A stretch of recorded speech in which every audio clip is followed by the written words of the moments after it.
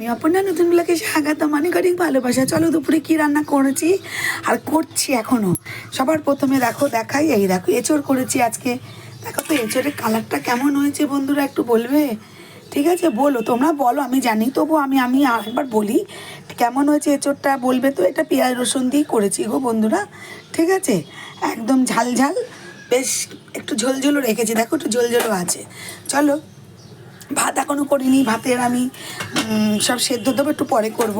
আর এখানটা দেখো বন্ধুরা কি বসিয়েছি, ডিম বসিয়ে দিয়েছি, ডিমের অমলেট বসিয়েছি। দেখো আজকে আমি ভাবলাম যে না, আজকে এঁচড় করি আর ডিমের অমলেট আর সব সেদ্ধ করেছি, ঠিক আছে? এই দেখো আমি উল্টে দিলাম, কেমন হয়েছে বলবে তো? আমার ডিমের অমলেটটা কেমন? তারপর যখন খাবো তখন পিস পিস করে কেটে নিয়ে নেবো, সব একবারে ডিম অনেকগুলো দিয়ে নিয়েছি। ঠিক আছে বন্ধুরা, কেমন হয়েছে আজকে আমার দুপুরে রান্না একটু বলবে বন্ধুরা। আর ডিমের অমলেটটা কেমন হয়েছে একটু বলবে তো। ঠিক আছে, টাটা, ভালো থেকো, শুভ দুপুর, সবাই ভালো থেকো, টাটা।